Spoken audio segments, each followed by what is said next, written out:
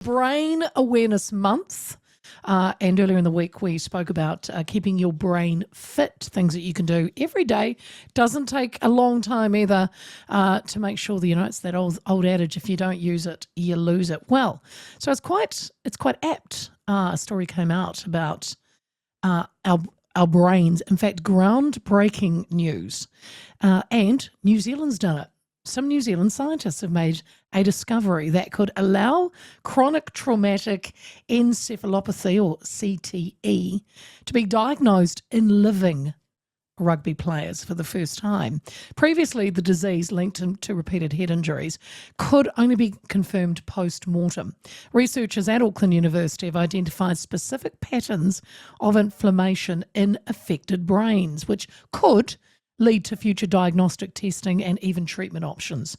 Dr. Helen Murray from the Centre of Brain Research believes this could revolutionise player care, offering new ways to manage brain injuries before they progress.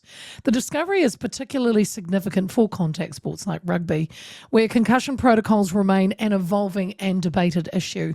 And while organisations have introduced measures to minimise head injuries, the issue does remain contentious. There's ongoing legal cases and concerns about long-term health effects.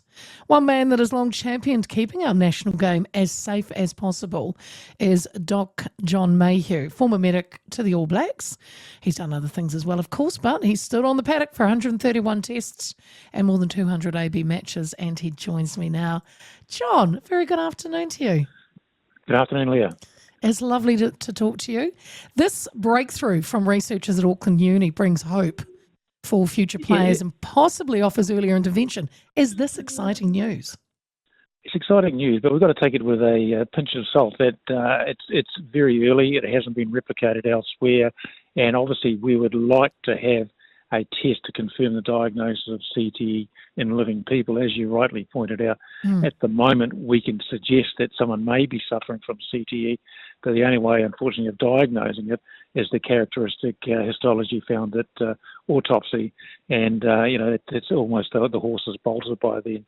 But I think this is good research, and interestingly, the group that is publishing this research is working in association with the New Zealand Rugby Foundation and New Zealand Rugby. So we're trying to get brains donated to them from ex-players and things like that. So I think it's great that the more work that goes on in the diagnosis of CTE and the diagnosis of head injury, major head injury, is very good. One has to remember that not all ex-sportsmen who suffer from dementia are suffering from CTE. There's other causes of dementia, and the diagnosis, just because you were an ex-sportsman, may not be related to your sport. It may be related to other health issues as well. So we've got to be careful with the overdiagnosis or perhaps the underdiagnosis. But certainly, if there were a test which could say, well, your brain injury is consistent and possibly diagnostic of chronic and traumatic encephalopathy, that would be very useful. But unfortunately, of course, the time you make that diagnosis is most probably post-career for most players, and the horse is bolted. And I think we need to sort of, wind the clock back and think, let's make rugby safer, which I think we're doing, and rugby league safer now, and minimise the chance of someone suffering, long-term injury. So I think, one, we want to diagnose in the ex-players and players who've had to retire, but also we want to prevent as well. So, but any ongoing research is vital. John, can I just circle back on something that you did say? You said that, let's be clear that, not all head knocks or injuries when you're playing rugby can be linked with CTE. So there is not a direct link between head knocks and dementia? Or did I get that wrong? No. What certainly getting repeated, blows to your head is not a good thing for brain health, and especially in Brain Health Awareness Week, it's not a good thing. But just because you might have had 3 or 4 concussions in your career and had to retire because of concussion, and subsequently you have a dementia type, it may not be causally related.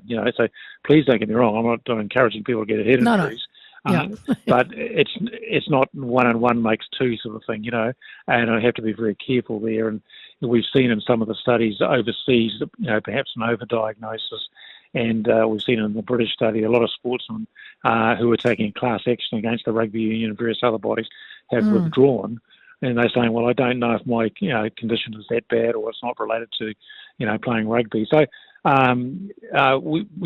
we need more answers to the questions that we're asking, but it goes without saying that anything being done to minimise the risk of getting hit to the head has to be good. But not everyone who's hit on the head repeatedly develops dementia. So, Right. There may be things that, so we've just got to be careful there. So, please don't think I'm saying that, CTE is not caused by playing rugby. It possibly is, but how often and how frequent, we just don't know those answers. John, for years you've been, you've worked hard at this, and you've advocated for research and advocated for player safety, and over the years we have seen changes. The macho attitude has gone away of letting guys run around once they've taken a head knock. They're assessed by independent doctors. They're taken off the field. Is there still more to be done? Oh, absolutely. I mean, the years I've been with rugby league and rugby at the professional level, it's quite easy from a doctor's point of view, from a coach, to manage those, because you're getting, you've got the video evidence, you've got, mouth guards now which measure impact and things like that. So professional sportsmen have a lot of data available to the sideline, to the doctors, the independent doctors and things like that. However, if you're playing first 15 rugby or club rugby and things, you haven't got the tools. And, we've put in place through ACC, mandatory stand downs for anyone who has a concussion injury. So we need in the community to overdiagnose head injuries and, minimise the people playing again. So most minor concussions resolve in 10 to 14 days. So what we've done with community sport is saying anyone who has a concussion or suspected concussion cannot play for at least 3 weeks and then have to be cleared by a doctor.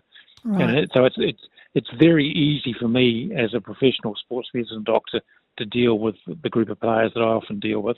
It's very hard when I see on a Monday morning someone from Westlake or Rossmini First 15 who's had a head into the weekend and seeing if they're fit to play. I haven't got the tools that I'd have with a professional sportsman, and so it's difficult. And of course, there's many more people playing amateur sport than they are playing professional sport.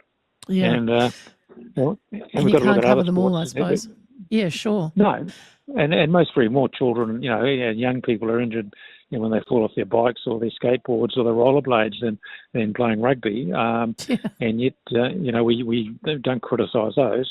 And also we allow boxing and UFC and those sports where, you're actually attempting to hit people in the head, and we don't outlaw those. So as an advocate for rugby and rugby league, I think certainly New Zealand rugby and world rugby are, I think, doing much better than most sports worldwide in the prevention of head injury and the treatment and understanding. And there's a lot of, good work that's been done by New Zealand Rugby Union and the researchers, the key inquiries and things like that. So, they're doing a good job. And this Brain Awareness Week, we've got to be, mindful of that. And but we don't want to discourage people playing what is a good sport, which is most probably safe for most people.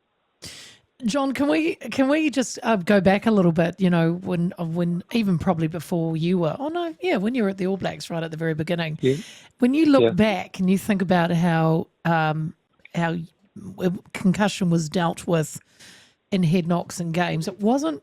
Is it fair to say, it was not the priority it is today? You must have, when you look back, you go, geez, that's boy, we did some pretty crazy stuff. Yeah. Yeah, well, we didn't. We look at those days when I first got involved. We had a mandatory 3-week stand down if you were diagnosed with having a concussion. So that was the rule. There was no psychometric testing or anything like that. And of course, that was you had to be diagnosed with having a head injury. So if you were knocked out in a club game and no one made a note of it, you just played on next week. And and I can remember a time when I was first with the All Blacks, and Michael Jones had a head injury. We stood him down. For 3 weeks, and he missed a test, I think, as a result of that. And I was on a talkback radio, and they rang up and said, well, Matthew Ridge was playing for Manning last week and got knocked out, and they're playing again this week. What do you think? And I said, well, that sport at that stage had no rules, and, I personally wouldn't, think it was a good idea. Well, I got universally slammed by the rugby league community, and especially Graham Lowe, for denigrating the sport. And interestingly, Matthew Ridge, a year or two later, when I bumped into him, he said, I should never have played. I felt terrible, but I felt compelled to play.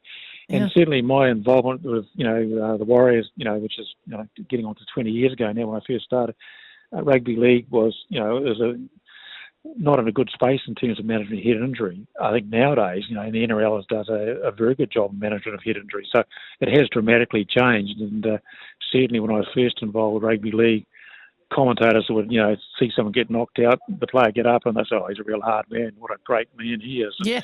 of course, we got that was terrible. And I was involved with the NRL, and we got rid of the shoulder charge, the Sonny Bill type. And the doctors in the NRL said, "Look, this is terrible. Need to get rid of it." We were quite unanimous in that, and we were told by all the rugby league stalwarts that the game would be changed irrevocably if we did that. Wow. Of course, no one even talks about it now. The shoulder charge is illegal. So, I think rugby league has certainly improved, and it's doing a lot of things that rugby union has done, and certainly at the NRL level, it's widely policed, and you have independent match doctors, and the bunker often gives advice to the doctors on the field about taking players off to get them assessed and things like that. So, at the professional level in our contact sports, it's pretty well managed. It's at the domestic and provincial community level. It's the hardest, and some of the hardest decisions I've had medically is convincing a parent of a first 15 rugby player that he was knocked out and he shouldn't play in this important game this weekend. Yeah. And their parents, often the parents are pushing. So, "Oh, look, this is his last year at school and never had a chance to play against Westlake or Westminster or whatever," and you have to say, "Well, sorry, that's not that important to me. It's his health which I'm concerned about." Yeah. So there's still some, if you don't make the diagnosis, you don't do the treatment, do you?